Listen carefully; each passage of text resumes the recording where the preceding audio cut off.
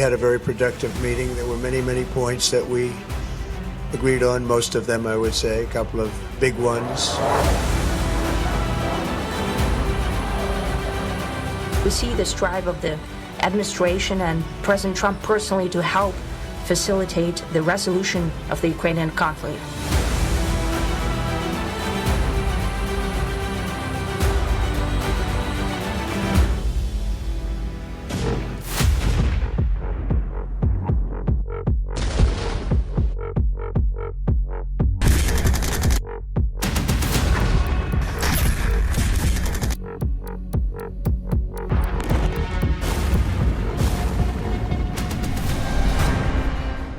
जगह जगह दुनिया जल रही है, कहीं चिंगारियां निकल रही हैं, कहीं आग भड़की हुई और कहीं बम और बारूद ने ज्वालामुखी से ज्यादा तबाही मचा रखी है।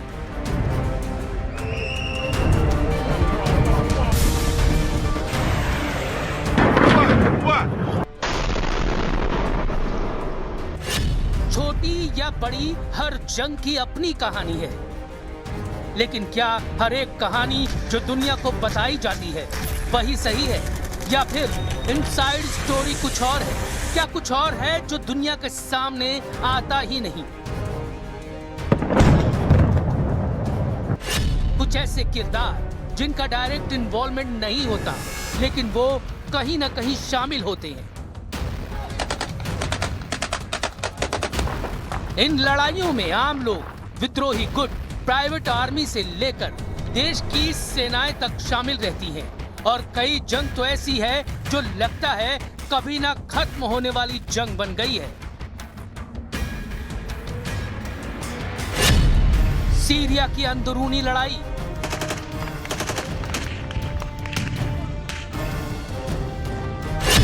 यूक्रेन और रूस की जंग,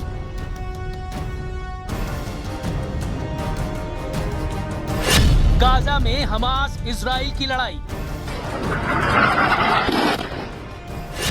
यमन और लेबनान की अंदरूनी लड़ाई,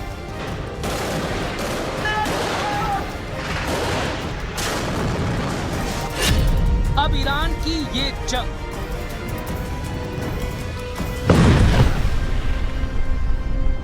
जंग का मतलब होता है नुकसान, नुकसान और सिर्फ नुकसान।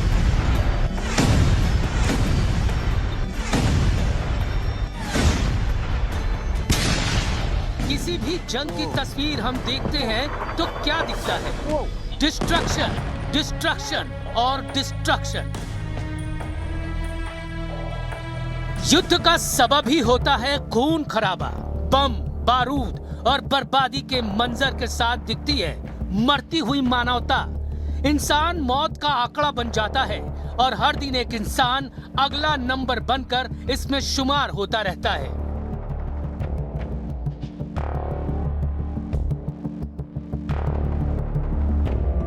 ये सब काफी है किसी के भी बदन में सिहरन पैदा करने के लिए, दिलों में दहशत पैदा करने के लिए। लेकिन क्या आप सोच सकते हैं कि अगर आम लोगों के लिए मौत और दहशत का खौफनाक खेल है, तो कुछ ऐसे लोग भी हैं जिनके लिए ये खेल भूख का हो सकता है। ये हंगर गेम है, हंगर पैसों की, हंगर ताकत की, हंगर वर्चस्व की।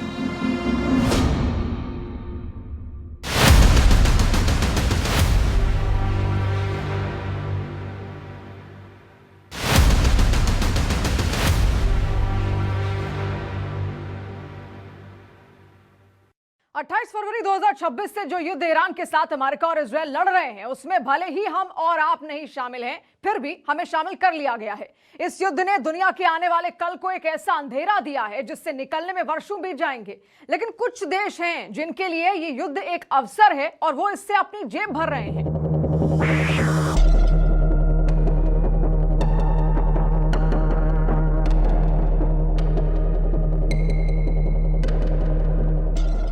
एक ऐसा चेक पॉइंट जहां से दुनिया का 27% तेल और 20% लिक्विफाइड नेचुरल गैस LNG गुजरता है, वो इस युद्ध की वजह से बंद हो गया है। दुनिया का 20 से 30% फर्टिलाइजर भी इसी संकरे रास्ते से होकर जाता है। ये वो रास्ता है जिस पर दुनिया की ताकतवर शक्तियां कंट्रोल चाहती हैं। Negotiating now, and it'd be great if we could do something, but they have to open it up. They have to open up the Strait of Hormuz. Excuse me for this. I'm so sorry. Such a terrible mistake. हालांकि Donald Trump गलती के लिए माफी मांग रहे हैं, लेकिन कोई भी समझ सकता है कि उन्होंने जानबूझकर स्ट्रेट ऑफ हॉर्मुज को स्टेट ऑफ ट्रंप कहा है। ये महाशक्तियों के युद्ध को एटीएम बनाने के उस मिजाज को जाहिर कर देता है जिसमें उनका हंगर गेम चलता है, और इस हंगर गेम का पहला फेज ही है कमाई की भूख। जैसे ही पश्चिम एशिया का गैस और तेल फंसा, पूरी दुनिया की नजरें सबसे बड़े तेल और गैस उत्पादक देश की ओर घूम गई हैं। ये जाहिर है कि ईरान और आसपास के मुल्कों में तेल और गैस की फैसिलिटीज पर हमलों के बाद उनके शुरू होने और सामान्य होने में वर्षों का समय लग सकता है, और उसका फायदा उठाएगा America. State bank of India की रिसर्च डिवीजन की एक रिपोर्ट कहती है कि इस टकराव से आर्थिक फायदा उठाने के लिए अमेरिका सामने आ सकता है। इस रिपोर्ट के मुताबिक पश्चिम एशिया में लंबी चलने वाली जंग का सबसे बड़ा फायदा अमेरिका को मिल सकता है, खासकर तेल और गैस के कारण। इसका कारण यह है कि ग्लोबल एनर्जी मार्केट में पहले से एक बड़ा ढांचा बदल रहा है। यूक्रेन जंग के बाद यूरोप ने रूसी गैस से तेजी से दूरी बना ली, और अब वो एलएनजी यानी लिक्विफाइड नेचुरल गैस पर ज्यादा निर्भर हो गया है, जिसमें बड़ा हिस्सा अमेरिका से आता है। अगर मिडिल ईस्ट में टकराव सप्लाई को प्रभावित करता रहा और कीमतें बढ़ती रहीं, तो अमेरिकी एनर्जी एक्सपोर्ट्स को बड़ा फायदा मिल सकता है। यूरोप का रूस से दूर होना इस बदलाव की बुनियाद है। पहले यूरोप की अर्थव्यवस्थाएं काफी हद तक रूस से पाइपलाइन गैस पर निर्भर थी, लेकिन जंग और पाबंदियों के बाद यह निर्भरता तेजी से टूट गई।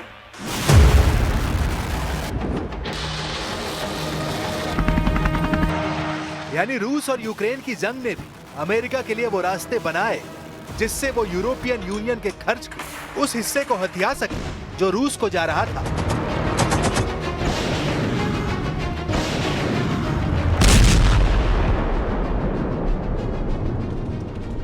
रिपोर्ट्स के मुताबिक यूरोपीय यूनियन में रूस की पाइपलाइन गैस की हिस्सेदारी 2021 में करीब 40%, जो 2025 में घटकर 6% रह गई।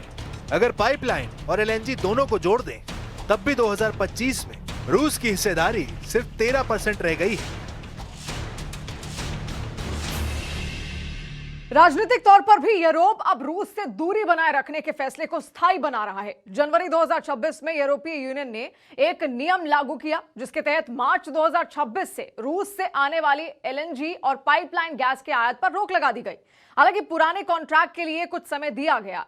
2027 तक रूस से गैस आयात लगभग पूरी तरह खत्म हो सकता है, यानी यहां फिर अमेरिका को बिजनेस का मौका मिलता है। इस बदलाव के चलते यूरोप को जल्दी नए सप्लायर्स ढूंढने पड़े। पाइपलाइन गैस की जगह अब समुद्री रास्ते से आने वाली एलएनजी की मांग तेजी से बढ़ गई है। इस नए माहौल में अमेरिका सबसे बड़ा सप्लायर बनकर उभरा है।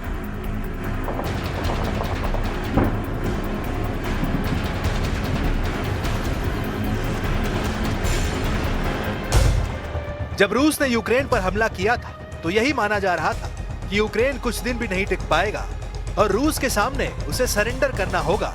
लेकिन अमेरिका से सैन्य मदद मिलती रही। यूरोप के भी देश लगातार यूक्रेन को हथियारों के खेप भेजते रहे, और पिछले 4 वर्षों से रूस और यूक्रेन जंग लड़ रहे हैं। 70,000 से ज्यादा लोग मारे गए, 35,000 से ज्यादा लोग लापता हैं, लाखों लोगों की जिंदगी नरक जैसी हो गई।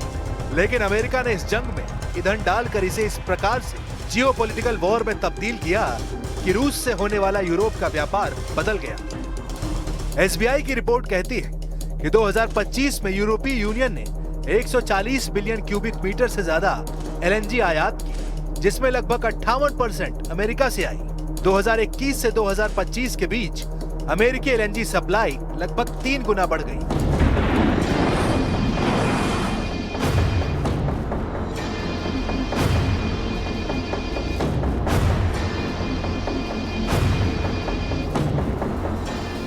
अब ईरान युद्ध भी अमेरिका की अर्थव्यवस्था में ईंधन का काम करने वाला है। फौरी तौर पर दिख रहा है कि अमेरिका को इस जंग में हर रोज $1 बिलियन खर्च करने पड़ रहे हैं, और उसे भी ऊर्जा संकट से गुजरना पड़ रहा है। अमेरिका में भी पेट्रोल, डीजल और गैस के दाम बढ़ रहे हैं, महंगाई बढ़ रही है और उसका असर राष्ट्रपति ट्रंप की रेटिंग पर भी पड़ रहा है, और वो भी ऐसे समय में जब मिड टर्म इलेक्शंस होने वाले हैं। लेकिन सिक्के का दूसरा पहलू भी है। अमेरिका ने इंफ्रास्ट्रक्चर बढ़ाकर और स्टोरेज क्षमता विकसित करा के इस मौके का फायदा उठाया। रिपोर्ट में कहा गया है कि अमेरिका की कंपनियों ने जल्दी से फ्लोटिंग स्टोरेज टैंकर्स तैयार किए, जिससे सप्लाई में आने वाली दिक्कतों को संभाला जा सके। इसका मतलब यह है कि जब यूरोप की मांग बढ़ती है या दुनिया में सप्लाई कम होती है तो अमेरिका बाजार का बड़ा हिस्सा पकड़ सकता है। दूसरे शब्दों में, दुनिया के एनर्जी व्यापार में हो रहे इस बदलाव ने अमेरिकी एलएनजी एक्सपोर्टर्स को केंद्र में ला दिया है। अब ईरान की जंग के कारण गैस की सप्लाई प्रभावित हो रही है और कीमतें तेजी से बढ़ रही हैं। एक ही दिन में कीमतें 30% तक बढ़ी थी और फिलहाल $110 प्रति बैरल से ऊपर क्रूड ऑयल की कीमत चल रही है। पश्चिम एशिया के कई देश उत्पादन कम कर रहे हैं और स्ट्रेट ऑफ हार्मुज जैसा अहम रास्ता अभी भी लगभग बंद ही है। गैस मार्केट खास तौर पर दबाव में है। यूरोप सर्दियों के बाद कम स्टोरेज के साथ बाहर आया है, इसलिए उसे गर्मियों में बड़ी मात्रा में एलएनजी खरीदनी होगी। वहीं एशिया के खरीदार भी उसी सीमित सप्लाई के लिए मुकाबला कर रहे हैं। सप्लाई में रुकावट अब पूरे एनर्जी सिस्टम में दिख रही है और हालात आगे भी निकट भविष्य में तो ठीक होते नहीं दिख रहे हैं।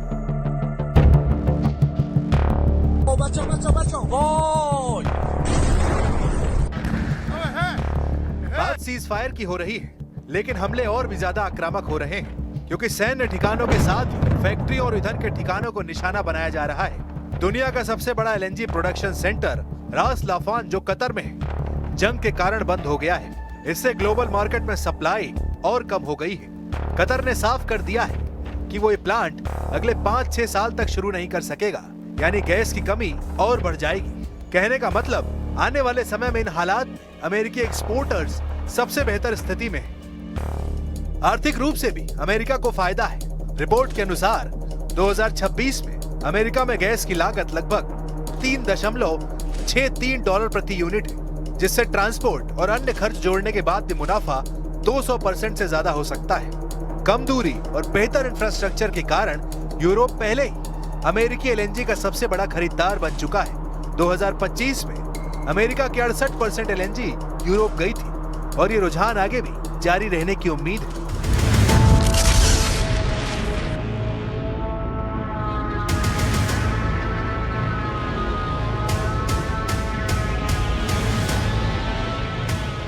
ये तो जंग से यूरोप में आई सप्लाई चेन की दिक्कतें हैं, जिसका फायदा अमेरिका को मिल रहा है। लेकिन जंग की वजह से एशियाई मुल्कों में आई सप्लाई चेन की दिक्कतों का फायदा कौन उठा रहा है और कौन सा मुल्क जो दुनिया में आई खाद की कमी को पूरा करने के लिए जंग का फायदा उठा रहा है और कहीं ज्यादा महंगी कीमत पर जरूरतमंद देशों को बेच रहा है।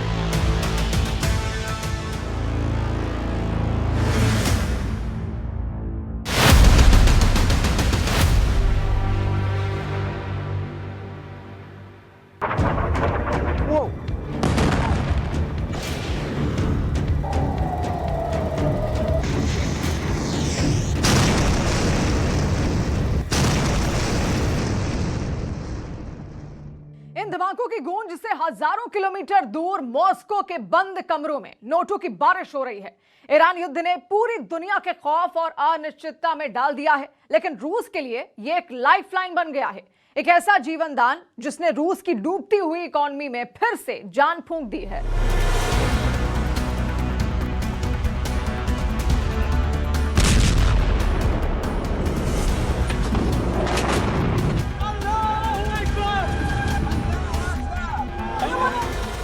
पूरी दुनिया देख रही है कि पश्चिम एशिया में तेल और गैस के उत्पादन से लेकर सप्लाई पर असर पड़ रहा है और इसका फौरी तौर पर सबसे ज्यादा फायदा अगर कोई उठा रहा है तो वो है रूस, जिसे एक्सपर्ट साफ कह रहे हैं कि रूस ईरान युद्ध का सबसे बड़ा विनर है।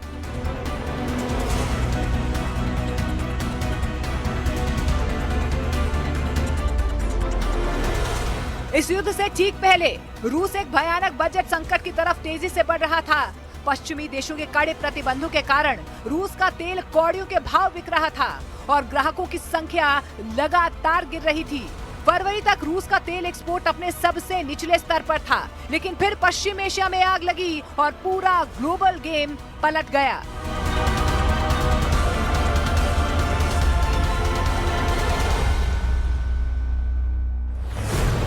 मिड मार्च तक तो रूस के यूराल्स क्रूड तेल की कीमत $90 प्रति बैरल तक पहुंच गई, जो कि फरवरी के मुकाबले दोगुनी थी। इसका मतलब जानते हैं आप? रूस हर महीने $8.5 बिलियन की एक्स्ट्रा कमाई कर रहा है। इसमें से $5 बिलियन सीधे रूस की सरकार के खजाने में जा रहे हैं और बाकी तेल कंपनियों की जेब में। दुनिया इस कदर डर गई कि तेल की ग्लोबल सप्लाई ना रुक जाए और बस अमेरिका को भी मजबूर होकर समंदर के रास्ते जाने वाले रूसी तेल पर से कुछ पाबंदियां हटानी पड़ी। ईरान के तेल पर भी पाबंदियां हटाई। मकसद था ग्लोबल तेल का दाम कम करना, लेकिन ऐसा कुछ हुआ नहीं।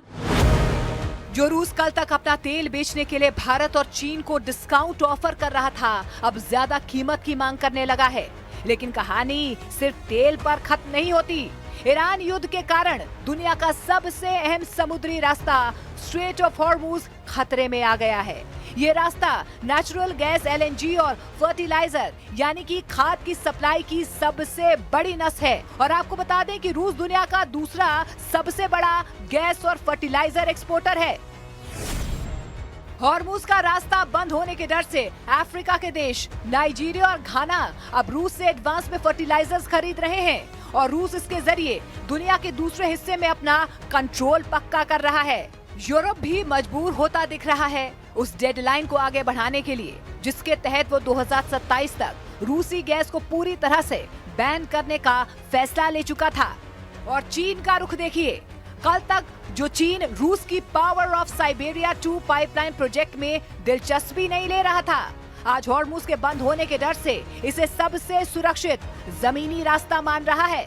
माना कि महंगाई रूस में भी 6% तक बढ़ रही है और उसकी लंबी इकोनॉमिक ग्रोथ अभी भी कमजोर है, लेकिन ईरान युद्ध ने पुतिन को वो सबसे कीमती चीज दे दी जिसकी उन्हें जरूरत थी, यानी कि वक्त। आज की सच्चाई यही है, जब दुनिया के किसी कोने में खून बहता है तो सुपर पावर देशों की तिजोरियां भरती हैं। जब तक पश्चिम एशिया जलता रहेगा, मुनाफे और ताकत का ये गेम चलता रहेगा। रूस ने युद्ध के दौरान यह भी साबित किया कि अनाज भी एक वेपन बन सकता है और पावर गेम का हिस्सा बन सकता है। यूक्रेन जंग के दौरान अनाज को लेकर भी रूस और यूक्रेन में लूटपाट मची हुई थी। रूस पर आरोप लगाए गए कि उसने यूक्रेन के अनाज के गोदामों और बंदरगाहों को तबाह किया और 2 मिलियन टन से ज्यादा अनाज चुराकर अपने खुफिया जहाजों के जरिए दुनिया भर में बेच दिया। रूस ग्लोबल मार्केट के 22% गेहूं पर कंट्रोल करता है। रूस ने पश्चिम एशिया और अफ्रीका में अनाज के जरिए कूटनीति का खेल खेला और दावे किए जाते हैं कि मुफ्त अनाज के बदले संयुक्त राष्ट्र में रूस ने अपने पक्ष में वोट हासिल किए।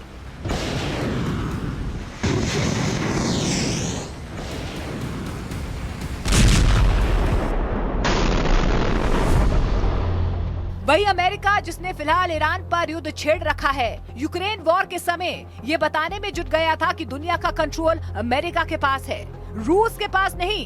रूस पर तमाम तरह के प्रतिबंधों को लगाया गया। रूस के साथ बिजनेस करने वाले देशों को धमकियां दी जा रही थी और तो और यूक्रेन को हथियारों के साथ मदद करके और रूस यूक्रेन वॉर की भयावह तस्वीर दिखाकर अमेरिका ने यूरोपियन मुल्कों को हथियार बेचे। अब ईरान के साथ जंग चल रही है तो पार का गेम फिर से खेला जा रहा है। तेहरान को मॉस्को से इंटेल की मदद मिल रही है और तो और ईरान ने तमाम ऐसे नए हथियारों का इस्तेमाल किया है जिसमें आशंका ये है कि रूस की तकनीक का इस्तेमाल किया गया है। साथ ही रूस ने तेल के खेल में भी घाटे में जा रही अपनी इकोनॉमी को मजबूत करने का प्लान सेट कर लिया है।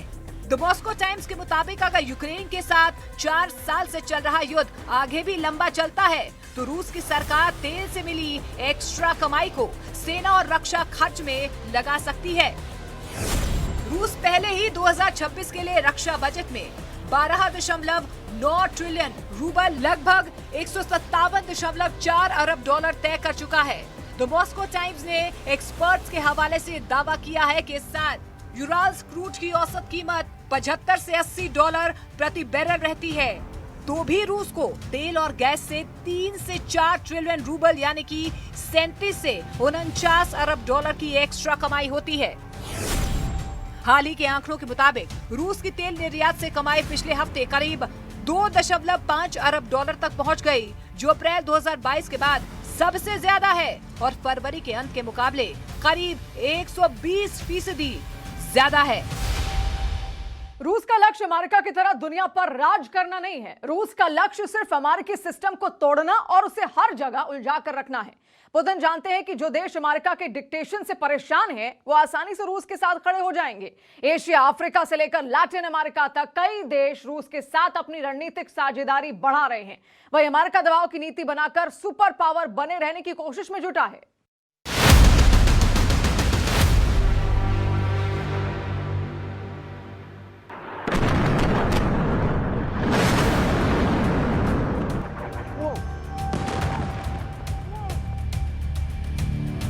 Made as a great peacemaker, because I really believe I'm a peacemaker. It doesn't seem it right now, but I think I'm a peacemaker.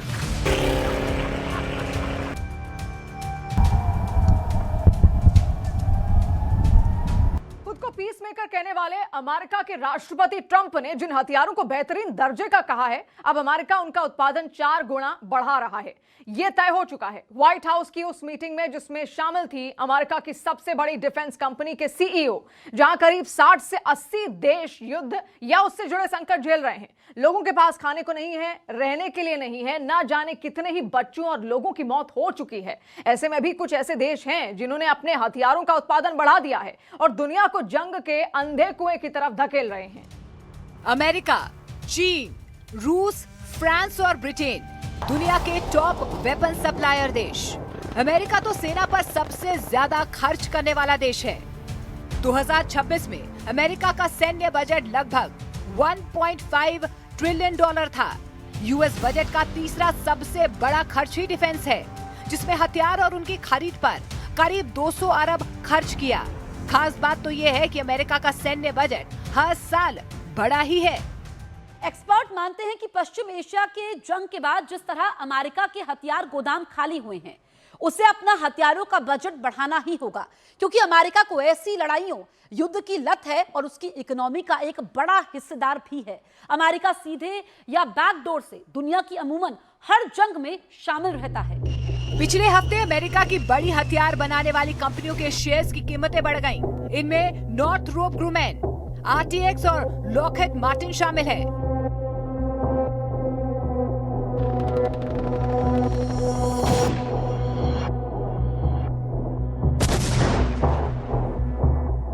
Iran से चल रहे युद्ध में America cruise missile, stealth fighter jet, heavy bombers, drone, air defence और ground मिसाइलों का इस्तेमाल कर रहा है। वहीं ईरान भी लगातार मुंहतोड़ जवाब दे रहा है और अमेरिका के कई डिफेंस सिस्टम्स को नुकसान पहुंचा रहा है। साथ ही अमेरिका जिन मिलिट्री इक्विपमेंट्स को लेकर दुनिया भर में डंका पीटता था, उसे भी इस युद्ध में कई मौकों पर मात दी जा रही है।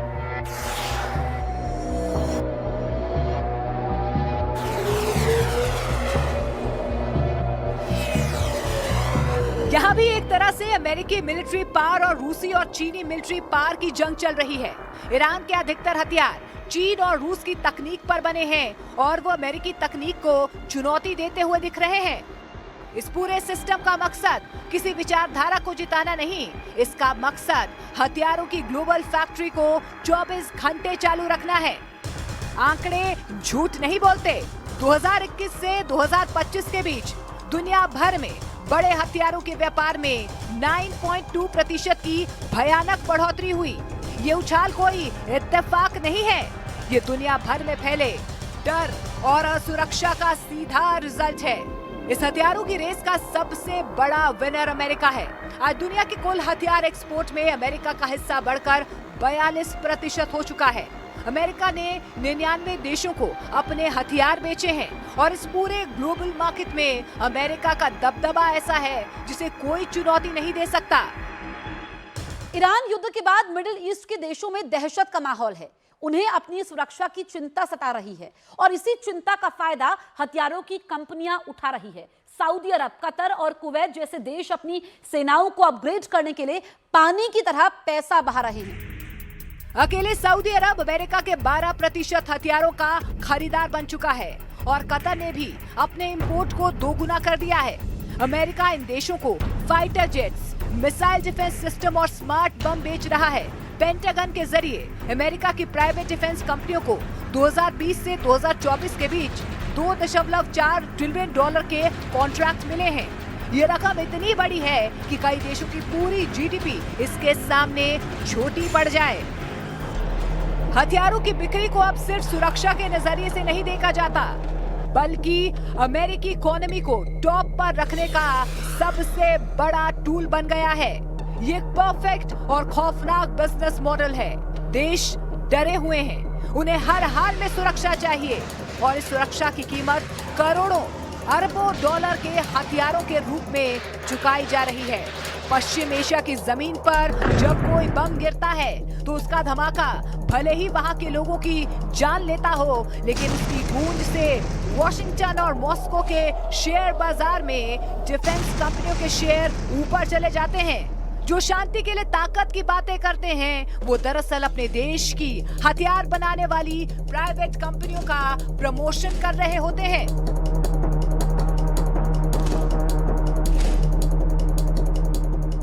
इस वॉर इकोनॉमी का सबसे कड़वा सच यह है कि इन युद्धों को जीतने के लिए नहीं लड़ा जा रहा, इन्हें इसलिए लड़ा जा रहा है ताकि ये चलते रहें। अमेरिका और रूस के डिफेंस कॉन्ट्रैक्टर्स के लिए शांति एक ऐसा घाटा है जिसे वो कभी बर्दाश्त नहीं कर सकते। इसीलिए कूटनीति के नाम पर सिर्फ बातें होती हैं, जबकि बैकडोर से हथियारों की सप्लाई जारी रहती है। हर एक संघर्ष अमेरिका और रूस की इकोनॉमी के लिए कैश काउ की तरह है, जिसे पालने की कीमत है दुनिया, असुरक्षा और दहशत का माहौल।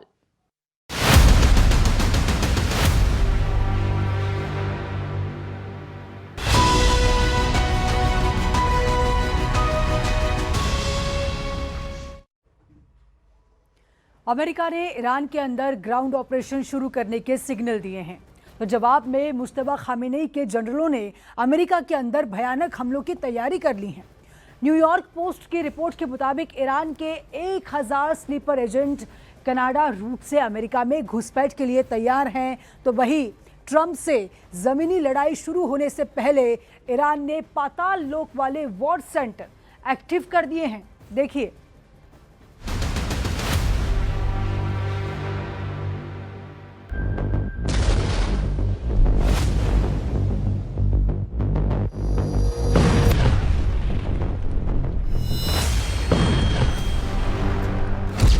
खामनेई के लड़ाकों ने संयुक्त अरब अमीरात के एल्यूमिनियम प्लांट को मिसाइल और ड्रोन से उड़ा दिया।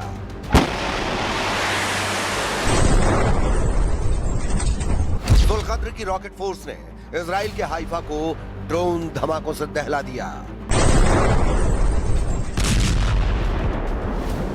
ईरान ने विक्ट्री, अरबजान और अल खार्ज में ट्रंप के एयर और ड्रोन अड्डों को फोड़ डाला।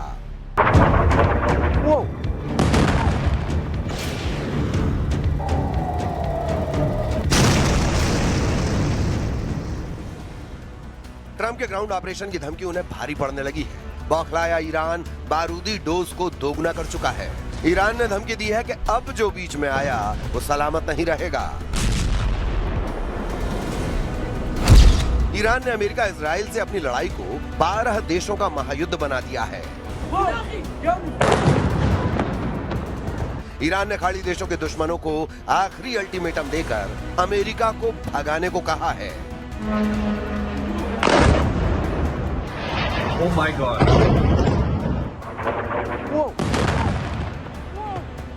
ईरान ने ऐलान कर दिया है कि अगर अमेरिका खाड़ी से नहीं भागा तो 7 अमीरात खाक कर डालेगा। ईरान ने धमकी दी है कि खाड़ी के बादशाहों, राजकुमारों और अमीरों को अब कोई नहीं बचा पाएगा।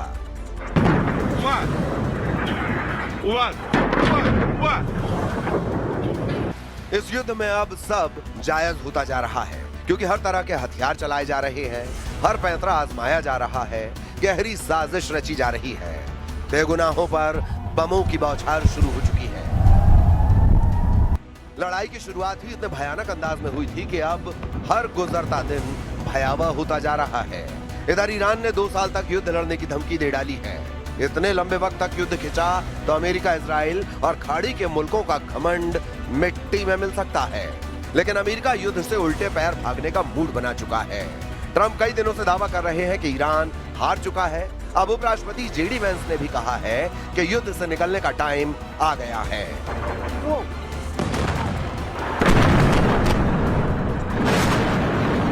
The president's going to keep at it for a little while longer to ensure that once we leave, we don't have to do this again for a very, very long time.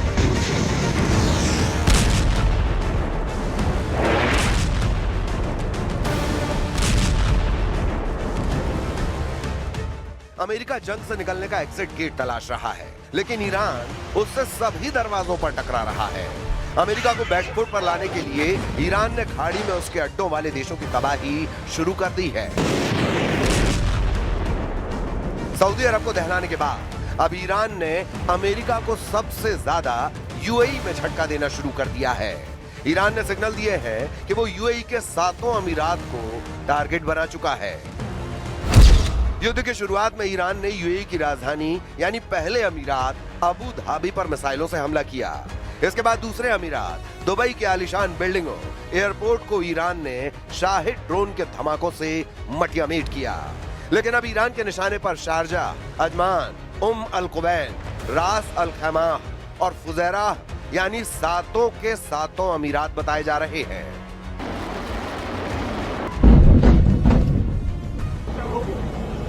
Iran को शक है कि उस पर जमीनी हमले की शुरुआत यूएई कर सकता है। ईरान के जनरल यूएई की ओर से जमीनी हमले किए जाने की खुफिया जानकारी मिलने के बाद से भड़के हुए हैं। इसके अलावा ईरान यूएई से अब्राहम अकॉर्ड की वजह से भी दुश्मनी मानता है। साल 2020 के अब्राहम समझौते के बाद से यूएई की इजराइल से करीबी बढ़ी है, जिससे ईरान संयुक्त अरब अमीरात से खार खाए बैठा हुआ है।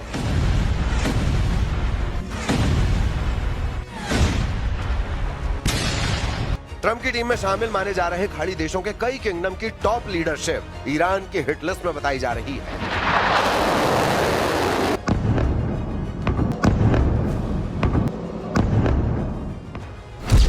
इसमें सबसे ऊपर सऊदी अरब के क्राउन प्रिंस मोहम्मद बिन सलमान हैं, क्योंकि सलमान पर ही ट्रंप को युद्ध के लिए भड़काने के आरोप लगे हैं। दूसरे नंबर पर संयुक्त अरब अमीरात के अमीर शेख मोहम्मद बिन जायद अल नाहयान हैं। ईरान के निशाने पर ओमान के सुल्तान हैथम बिन तारिक अल सईद भी माने जा रहे हैं।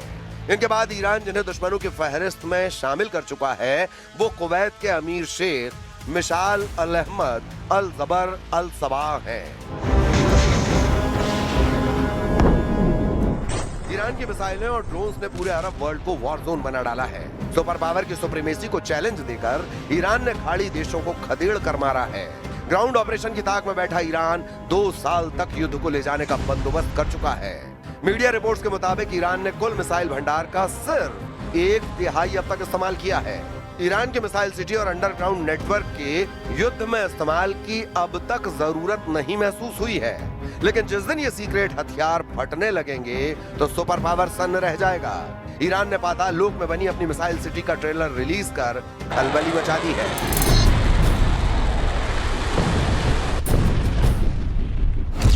ईरान ने मिसाइल लॉन्चर्स को पहाड़ों के नीचे 1400 फीट तक की गहराई में तैनात कर रखा है।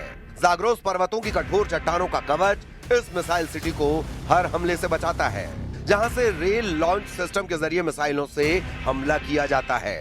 इन सुरंगों में सबवे की तरह रेल ट्रैक बिछाए गए हैं, जिससे मिसाइलों को तेजी से एक जगह से दूसरी जगह ले जाया जा सकता है, जिससे दुश्मन के लिए सटीक टारगेट लॉक करना लगभग नामुमकिन हो जाता है।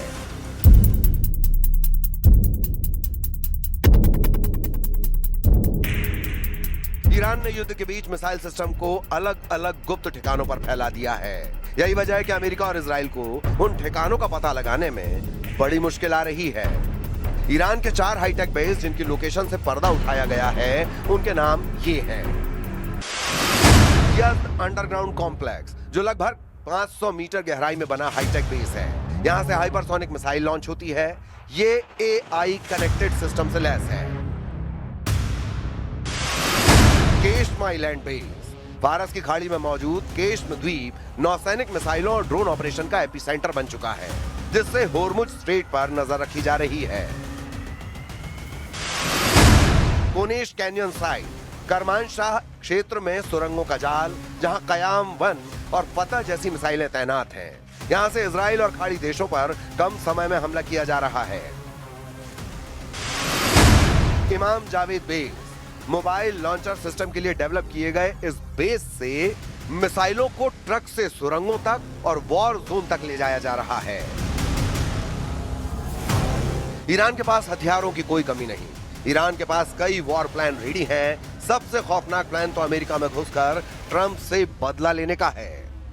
न्यूयॉर्क पोस्ट की रिपोर्ट के मुताबिक अमेरिका के पड़ोसी देश कनाडा में IRGC के करीब 1000 स्लीपर एजेंट मौजूद हैं। अमेरिकी खुफिया एजेंटों को इन स्लीपर एजेंट्स के बड़े हमलों का इनपुट मिला है। ईरान के एजेंट इमिग्रेशन और असाइलम सिस्टम के जरिए कनाडा पहुंचे हैं। कैनेडियन बॉर्डर सर्विस एजेंसी ने कनाडा में रह रहे 32 हाई रैंकिंग ईरानियन ऑफिशियल्स की पहचान भी कर ली है। अमेरिकी एजेंसी के मुताबिक इन एजेंट्स के एनक्रिप्टेड मैसेज में ऑपरेशनल ट्रिगर का सिग्नल मिला है। ईरान वजूद की जंग लड़ रहा है, जितने जोर हैं वो सब आजमाएगा, लेकिन युद्ध में ईरान अब तक अकेला है।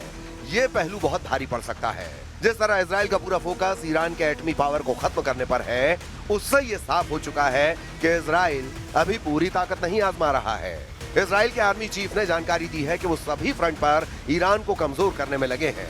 जैसे ही ये मिशन पूरा होगा, उसके बाद जूनियर खामेनेई का तख्ता पलट ऑपरेशन शुरू हो जाएगा। לגבי החות'ים, כפי שאמרתי קודם, הצטרפו למערכה. אנחנו נערכנו למלחמה רב חזיתית, גם עם החות'ים. אנחנו נדע להגן על אזרחי ישראל, וכפי שאמרתי קודם, אנחנו עושים, לא מדברים. इजराइल जानता है कि ईरान और उसके समर्थक लड़ाका फोर्स कभी सरेंडर के लिए तैयार नहीं होगी। ट्रंप को भी यकीन होने लगा है कि युद्ध को खत्म कर होने वाले नुकसान से बचा जाए। इसी वजह से उन्होंने अपने एजेंटों को बैक चैनल से बातचीत का प्लॉट तैयार करने का ऑर्डर दे दिया है। पाकिस्तान के इस्लामाबाद में सऊदी अरब, तुर्की और मिस्र के विदेश मंत्रियों की बैठक ट्रंप के मिशन को पॉसिबल बनाने के लिए की गई है, लेकिन ईरान इन देशों को भाव देने को तैयार नहीं है। ईरान को अपनी तैयारी पर कॉन्फिडेंस है। उसकी मिसाइलों का गोदाम जब तक भरा है, वो युद्ध से पीछे नहीं हटने वाला।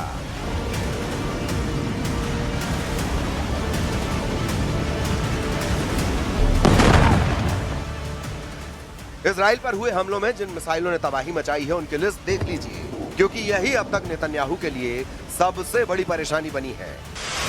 इनमें सबसे खतरनाक फतह 1 और खैबर शिकर मिसाइल शामिल हैं। इसमें कद्र और इमाद मिसाइल भी शामिल हैं। फतह हाइपरसोनिक मिसाइल की रेंज 1400 किलोमीटर है। खैबर शिकन मिसाइल की रेंज 1450 किलोमीटर है।